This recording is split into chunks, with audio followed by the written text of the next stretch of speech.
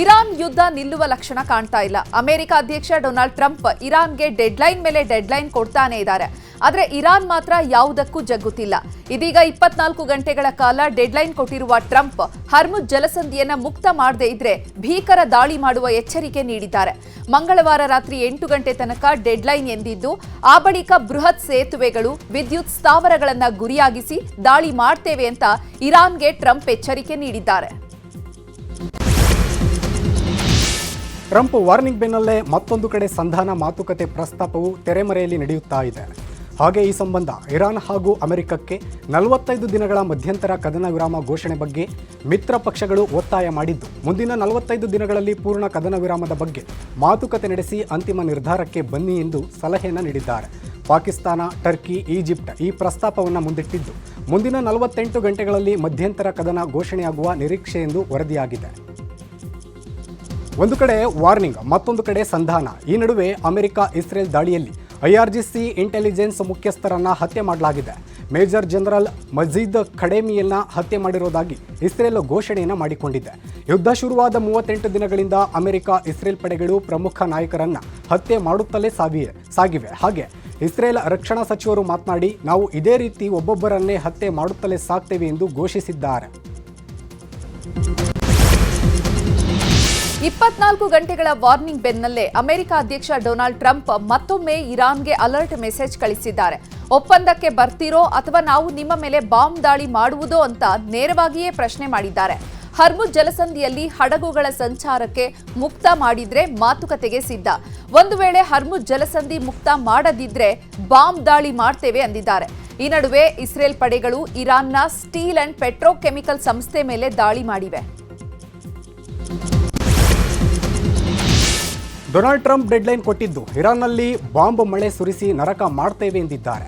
Washington ಹಾಗೂ ಟೆಹರಾನ್ಗೆ ಒಪ್ಪಂದದ ಪ್ರಸ್ತಾವನೆಯು ಸಲ್ಲಿಕೆಯಾಗಿದ್ದು, Iran ಮಾತ್ರ ಏಕಾಏಕಿ ಹಾರ್ಮುಜ್ ಜಲಸಂಧಿ ತೆರೆಯುವ ಯಾವ ಪ್ರಸ್ತಾಪವೂ ನಮ್ಮ ಮುಂದಿಲ್ಲ ಎಂದಿದೆ. ಅಂದರೆ ಅಮೆರಿಕ ಕೊಟ್ಟಿರುವ ಡೆಡ್ಲೈನ್ಗೂ ಇರಾನ್ ಸೊಪ್ಪು ಹಾಕಿಲ್ಲ ಎನ್ನುವಂತಾಗಿದೆ. ಇರಾನ್ ಅಮೆರಿಕ ವಿರುದ್ಧ ಯುದ್ಧ ಮಾಡ್ತಿದ್ದಾರೆ. ಕಳೆದ 38 ದಿನಗಳಿಂದ ಅಮೆರಿಕಕ್ಕೆ ಬಗ್ಗದೆ ತನ್ನೆಲ್ಲ ನಾಯಕರನ್ನ ಕಳೆದುಕೊಂಡಿರೋ ಯುದ್ಧವನ್ನ ಅಂತ್ಯ ಮಾಡುವುದಕ್ಕೆ ತಯಾರಿಲ್ಲ ಎಂದು ತಿರುಗೇಟು ನೀಡ್ತಾ ಇದೆ. ಆದರೆ ದೀರ್ಘಕಾಲದ ಸ್ನೇಹಿತ ಇರಾನ್ನಿಂದ ನಾರ್ತ್ ಕೊರಿಯಾ ಮಾತ್ರ ಅಂತರ ಕಾಯ್ದುಕೊಂಡಿದ್ದು, ಅಮೆರಿಕ ಜೊತೆಗೆ ಮಾತನಾಡುವುದಕ್ಕೆ ಮುಕ್ತವಾಗಿದೆ ಎಂದು ಸೌತ್ ಕೊರಿಯಾ ನಾಯಕರು ಕಿಚಾಯಿಸಿದ್ದಾರೆ. ಅಮೆರಿಕದಲ್ಲಿ ಭಾನುವಾರ ರಾತ್ರಿ ಗನ್ ಫೈರ್ ನಡೆದಿದೆ. ಇರಾನ್ ಮೇಲೆ ಅಮೆರಿಕ ದಾಳಿ ಆಗ್ತಾ ಇರುವ ಬೆನ್ನಲ್ಲೇ ವೈಟ್ ಹೌಸ್ ಸಮೀಪದಲ್ಲೇ ಗುಂಡಿನ ದಾಳಿಯಾಗಿರುವುದು ಸಾಕಷ್ಟು ಅನುಮಾನಗಳಿಗೆ ಕಾರಣವಾಗಿದೆ. ಅಮೆರಿಕ ಗುಪ್ತಚರ ವಿಭಾಗ ಈ ಬಗ್ಗೆ ಮಾಹಿತಿ ನೀಡಿದ್ದು, ವೀಕೆಂಡ್ ಆಗಿದ್ರಿಂದ ಟ್ರಂಪ್ ವೈಟ್ ಹೌಸ್ನಲ್ಲೇ ವಾಸ್ತವ್ಯ ಹೂಡಿದ್ರು. ಆದರೆ ಗುಂಡಿನ ದಾಳಿ ಬಗ್ಗೆ ತನಿಖೆ ಮಾಡಲಾಗ್ತಾ ಇದೆ. ಯಾವುದೇ ವ್ಯಕ್ತಿ ಪತ್ತೆಯಾಗಿಲ್ಲ.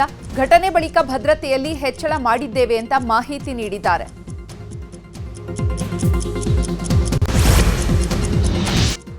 ಇದೀಗ ವಾರ ಎಫೆಕ್ಟ್ ಸುದ್ದಿಗಳನ್ನು ನೋಡ್ತಾ ಹೋಗೋಣ. ಬೆಂಗಳೂರಿನ ಸ್ಟಾರ್ ಹೋಟೆಲ್ಸ್ ಮೇಲೆ ಯುದ್ಧದ ಪರಿಣಾಮ ಬೀರಿದೆ. ಐಷಾರಾಮಿ ಹಾಗೂ ಸಾಮಾನ್ಯ ಹೋಟೆಲ್ಗಳಲ್ಲಿ ಗಣನೀಯ ಪ್ರಮಾಣದಲ್ಲಿ ವ್ಯವಹಾರ ಇಳಿಕೆಯಾಗಿದೆ. ಲಾಡ್ಜಿಂಗ್, ಬೋರ್ಡಿಂಗ್ ಇಲ್ಲದೆ ಭಾರಿ ಸಂಕಷ್ಟ ಅನುಭವಿಸುವಂತಾಗಿದೆ.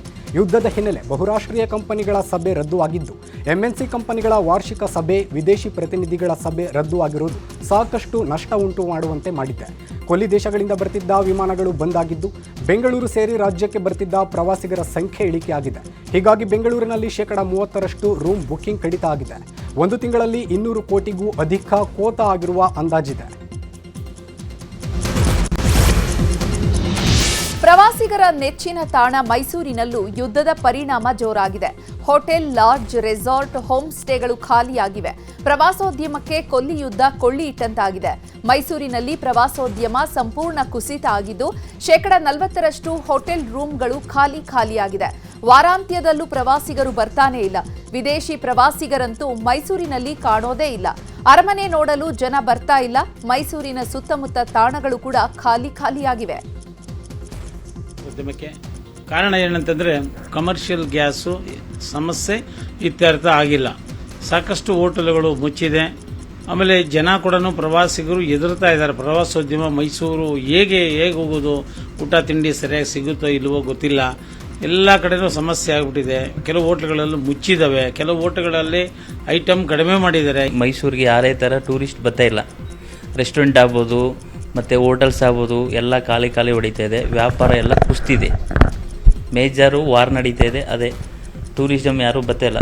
ಪ್ರವಾಸೋದ್ಯಮ ಇಲಾಖೆ ತುಂಬಾ ಕುಸ್ತಿದೆ. ಕೊಲ್ಲಿ ರಾಷ್ಟ್ರಗಳಲ್ಲಿ ನಡೆಯುತ್ತಿರುವ ಮಹಾಯುದ್ಧದ ಆಘಾತ ಉತ್ತರ ಕನ್ನಡ ಜಿಲ್ಲೆ ಪ್ರವಾಸೋದ್ಯಮದ ಮೇಲೆ ಕರಿನೆರಳು ಬೀರಿದೆ. ಪ್ರವಾಸಿ ತಾಣಗಳು ಬಣ ಎನ್ನುತ್ತಿರುವುದು ಆರ್ಥಿಕತೆಗೆ ಪೆಟ್ಟು ಕೊಟ್ಟಂತಾಗಿದೆ. ದಾಂಡೇಲಿ, ಗೋಕರ್ಣ, ಮುರುಡೇಶ್ವರ, ಕಾರವಾರದಲ್ಲಿ ಜನರು ಬಾರದೆ ಖಾಲಿ ಎನ್ನುವಂತಾಗಿದೆ. ಪ್ರವಾಸಿಗರ ಸಂಖ್ಯೆಯಲ್ಲಿ ಭಾರಿ ಇಳಿಮುಖ ಆಗಿದೆ. ಯುದ್ಧದ ಬಳಿಕ ಪ್ರವಾಸೋದ್ಯಮದಲ್ಲಿ ಭಾರಿ ಕುಸಿತ ಆಗಿದ್ದು ವಾರಕ್ಕೆ 8 ರಿಂದ 10 ಕೋಟಿ ಲಾಭ ಆಗ್ತಾ ಇತ್ತು. ಯುದ್ಧದ ಬಳಿಕ ಆದಾಯ 4 ಕೋಟಿಗೆ ಕುಸಿದಿದೆ ಎನ್ನುತ್ತಿದ್ದಾರೆ. ಗ್ಯಾಸ್ ಇಲ್ಲದೆ ಪ್ರವಾಸಿಗರು ಕೇಳಿದ ತಿಂಡಿ ಕೊಡಲಾಗ್ತಾ ಇಲ್ಲ. ಪ್ರವಾಸಿಗರ ಬುಕ್ಕಿಂಗ್ ಶೇಕಡ 50ರಷ್ಟು ಕುಸಿದಿದೆ ಎನ್ನುವ ಮಾಹಿತಿ ಸಿಕ್ಕಿದೆ. ಹಾಸನ ಜಿಲ್ಲೆಯ ಪ್ರವಾಸೋದ್ಯಮಕ್ಕೆ ಯುದ್ಧಾಘಾತ ನೀಡಿದೆ. ಹೋಮ್ ಸ್ಟೇ ರೆಸಾರ್ಟ್ಗಳಿಗೆ ಯುದ್ಧದ ಬಿಸಿ ತಟ್ಟಿದೆ. ಗ್ಯಾಸ್ ಸಿಗದೆ ಊಟದ ಸಮಸ್ಯೆ ಎದುರಾಗಿದ್ದು ಜನರು ರೆಸಾರ್ಟ್ಗಳತ್ತ ಬರ್ತಾ ಇಲ್ಲ. ಗಣನೀಯವಾಗಿ ಕಡಿಮೆಯಾಗಿದೆ ಪ್ರವಾಸಿಗರ ಸಂಖ್ಯೆ. ವೀಕೆಂಡ್ಗಳಲ್ಲಿ ಭಾರಿ ಪ್ರಮಾಣದಲ್ಲಿ ಬಿಸಿನೆಸ್ ಮಾಡ್ತಿದ್ದವರಿಗೂ ವ್ಯಾಪಾರ ಇಲ್ಲದೆ ಕಂಗಾಲಾಗುವಂತೆ ಆಗಿದೆ. ಅದರಲ್ಲೂ ಕರ್ನಾಟಕದ ಸಕಲೇಶಪುರದ ವಿವಿಧ ಪ್ರೇಕ್ಷಣೀಯ ಸ್ಥಳಗಳಿದ್ದು ಇದನ್ನು ವೀಕ್ಷಿಸಲು ಸಾವಿರಾರು ಪ್ರೇಕ್ಷಕರು ಬರುತ್ತಾರೆ. ಹಾಗಾಗಿ ಸಕಲೇಶಪುರದ ಸುತ್ತಮುತ್ತ ಅನೇಕ ರೆಸಾರ್ಟ್ ಮತ್ತು ಹೋಮ್ ಸ್ಟೇಗಳು ನಡೆಯುತ್ತಿದ್ದು, ಆದರೆ ಯುದ್ಧದಿಂದಾಗಿ ಅನೇಕ ಕಡೆ ಅನಿಲದ ಕೊರತೆ ಎದ್ದು ಕಾಣುತ್ತಿದ್ದು ಪ್ರವಾಸಿಗರು ಬರುವವರ ಸಂಖ್ಯೆ ಕಡಿಮೆಯಾಗಿದೆ. ಬೆಂಗಳೂರಿನಲ್ಲಿರುವ ರಾಜ್ಯ ಬಿಜೆಪಿ ಕಚೇರಿಗೂ ಯುದ್ಧದ ಎಫೆಕ್ಟ್ ತಟ್ಟಿದೆ. ಕಮರ್ಷಿಯಲ್ ಸಿಲಿಂಡರ್ ಸಿಗದೆ ಪರದಾಡುವಂತಾಗಿದೆ. ವಿದ್ಯುತ್ ಒಲೆ ಮೊರೆ ಹೋಗಿದ್ದಾರೆ ಬಿಜೆಪಿ ಕಚೇರಿಯ ಸಿಬ್ಬಂದಿ. ನಿನ್ನೆಯಿಂದ ವಿದ್ಯುತ್ ಒಲೆಯಲ್ಲೇ ಅಡುಗೆ ತಯಾರಿ ಮಾಡಲಾಗ್ತಾ ಇದೆ. ವಿದ್ಯುತ್ ಬಯೋ ಒಲೆ ಮೂಲಕ ಅಡುಗೆ ತಯಾರಿ ಮಾಡಲಾಗ್ತಾ ಇದೆ. ಮಲ್ಲೇಶ್ವರಂನಲ್ಲಿರುವ ಬಿಜೆಪಿ ರಾಜ್ಯ ಕಚೇರಿ ಜಗನ್ನಾಥ ಭವನದಲ್ಲಿ ಯುದ್ಧ ಪರಿಣಾಮ ತಟ್ಟಿದೆ.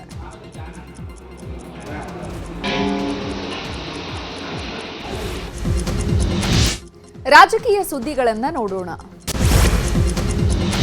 ದಾವಣಗೆರೆಯಲ್ಲಿ ಭರ್ಜರಿ ಚುನಾವಣಾ ಪ್ರಚಾರ ಮಾಡ್ತಾ ಇರುವ ಸಿಎಂ ಸಿದ್ದರಾಮಯ್ಯ ಜಾಲಿನಗರದ ರಸ್ತೆ ಪಕ್ಕದಲ್ಲಿ ಹಾಕಿದ್ದ ಪೆಂಡಾಲ್ ಕೆಳಗೆ ಕುಳಿತು ಬಿಸಿ ಬಿಸಿ ಬೆಣ್ಣೆ ದೋಸೆ ಸವಿದಿದ್ದಾರೆ. ಸಿಎಂಗೆ ಎಸ್ಎಸ್ ಮಲ್ಲಿಕಾರ್ಜುನ್ ಅವರೇ ಬೆಣ್ಣೆ ದೋಸೆ ಬಡಿಸಿದ್ದಾರೆ.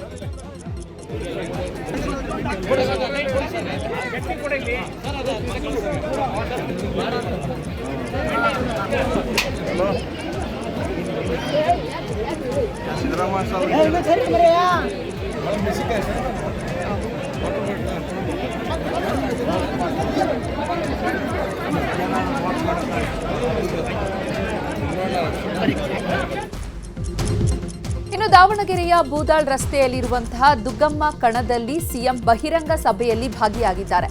ಈ ವೇಳೆ ಮುಸ್ಲಿಂ ನಾಯಕರು, ಮೌಲ್ವಿಗಳು ಸಿಎಂ ಸಿದ್ದರಾಮಯ್ಯ ಆಶೀರ್ವಾದ ಮಾಡಿದ್ದಾರೆ.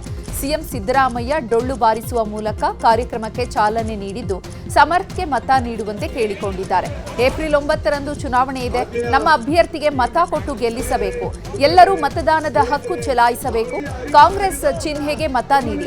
ಸಮರ್ಥ್ನ ವಿಧಾನಸೌಧಕ್ಕೆ ಕಳುಹಿಸಿಕೊಡಿ. ನಮ್ಮ ಸರ್ಕಾರ ಇನ್ನೂ 2 ವರ್ಷ ಇರುತ್ತೆ. ಸಮರ್ಥ್ ಗೆದ್ರೆ ನಿಮ್ಮ ಕ್ಷೇತ್ರದಲ್ಲಿ ಎಲ್ಲ ಕೆಲಸ ಆಗುವ ಸಾಧ್ಯತೆ ಇದೆ ಅಂತ ಹೇಳಿದ್ದಾರೆ. 9ನೇ ತಾರೀಕು ಉಪಚುನಾವಣೆ ನಡೀತಾ ಇದೆ. ಅವತ್ತು ನೀವೆಲ್ಲರೂ ಕೂಡ ನಮ್ಮ ಅಭ್ಯರ್ಥಿಗೆ ಆಶೀರ್ವಾದ ಮಾಡಿ ಅವರನ್ನು ವಿಧಾನಸಭೆಗೆ ಕಳಿಸಿಕೊಡಬೇಕು ಅಂತೇಳಿ ಪ್ರಭಾ ಮಲ್ಲಿಕಾರ್ಜುನ ಅವರು ಮತ್ತು ಮಲ್ಲಿಕಾರ್ಜುನ್ ಅವರು ನಿಮ್ಮಲ್ಲಿ ಮನವಿ ಮಾಡಿದ್ದಾರೆ. ದಯಮಾಡಿ ನೀವೆಲ್ಲರೂ ಕೂಡ ತಪ್ಪಿಸ್ಕೋಬಾರದು. ಯಾಕಂತಂದ್ರೆ ಈ ವೋಟ್ ಇದೆಯಲ್ಲ, ಹಕ್ಕಿದೆಯಲ್ಲ, ಸಂವಿಧಾನಬದ್ಧವಾಗಿ ಕೊಟ್ಟಿರ್ತಕ್ಕಂಥ ಹಕ್ಕು. ಈ ಹಕ್ಕನ್ನು ಚಲಾಯಿಸ್ತಕ್ಕಂಥದ್ದು ಪ್ರತಿಯೊಬ್ಬರ ಕರ್ತವ್ಯ. ಅದಕ್ಕೋಸ್ಕರ ನೀವೆಲ್ಲರೂ ಕೂಡ ಮತಗಟ್ಟೆಗೆ ಹೋಗ್ಬೇಕು. ಅಷ್ಟಕ್ಕೆ ತಾವೆಲ್ಲ ಮತ ಹಾಕಿ ಸಮರ್ಥ ಅವರನ್ನ ವಿಧಾನಸಭೆಗೆ ಕಳಿಸಿಕೊಡಬೇಕು ಅಂತೇಳಿ ನಾನು ಕೂಡ ನಿಮ್ಮಲ್ಲಿ ಪ್ರಾರ್ಥನೆಯನ್ನ ಮಾಡ್ತೇನೆ. ಚುನಾವಣಾ ಪ್ರಚಾರದ ನಡುವೆಯೂ ಬಿಜೆಪಿ ವಿರುದ್ಧ ಸಿದ್ದರಾಮಯ್ಯ ವಾಗ್ದಾಳಿ ನಡೆಸಿದ್ದಾರೆ. ಬಿಜೆಪಿ ಕರ್ನಾಟಕದಲ್ಲಿ 9 ವರ್ಷ ಅಧಿಕಾರದಲ್ಲಿ ಇದ್ರು. ನಾವು ಕೆಲಸ ಮಾಡಿದ್ದನ್ನು ಹೇಳಿ ಓಟು ಕೇಳ್ತೀವಿ. ಆದರೆ ಬಿಜೆಪಿ ಅವರಿಗೆ ನನ್ನನ್ನು ಟೀಕೆ ಮಾಡೋದೇ ಕೆಲಸ ಆಗಿದೆ. ನಾನು ಬಡವರ ಪರ ಕೆಲಸ ಮಾಡ್ತಿದ್ದೇನೆ. ಎಲ್ಲ ಜಾತಿ ಧರ್ಮ ಒಳಗೊಂಡ ಪಕ್ಷ ಕಾಂಗ್ರೆಸ್. ಆದರೆ ಬಿಜೆಪಿ ಧರ್ಮ ಒಡೆಯುವ ಕೆಲಸ ಮಾಡ್ತಿದ್ದಾರೆ. ಯಡಿಯೂರಪ್ಪಗೆ ನಾಚಿಕೆ ಆಗಲ್ಲ. ಒಬ್ಬೊಬ್ಬರಿಗೆ 25 ಕೋಟಿ ಕೊಟ್ಟು ಹಿಂಬಾಗಿಲಿನಿಂದ ಅಧಿಕಾರಕ್ಕೆ ಬಂದಿದ್ದಾರೆ. ಬಿಜೆಪಿಯವರು ಕಡು ಭ್ರಷ್ಟರು. ಯತ್ನಾಳ್ ಕರೆ ತಂದು ಪ್ರಚಾರ ಮಾಡ್ತಿದ್ದಾರೆ. ಆದರೆ ನಮ್ಮ ಅಭ್ಯರ್ಥಿ ಗೆಲ್ಲೋದು ಖಚಿತ ಅಂತ ಹೇಳಿದ್ದಾರೆ. ಬಿಜೆಪಿ ಕರ್ನಾಟಕದಲ್ಲಿ 9 ವರ್ಷಗಳ ಕಾಲ ಅಧಿಕಾರದಲ್ಲಿದ್ದರು. 9 ವರ್ಷಗಳ ಕಾಲ ಅಧಿಕಾರದಲ್ಲಿದ್ದರು. ಈ 9 ವರ್ಷಗಳಲ್ಲಿ ಅವರು ಪ್ರಚಾರ ಮಾಡ್ತಾ ಇರ್ತಕ್ಕಂಥದ್ದು, ನಾವು 9 ವರ್ಷಗಳಲ್ಲಿ ಇಂತಿಂಥ ಕೆಲಸಗಳನ್ನು ಮಾಡಿದ್ದೇವೆ.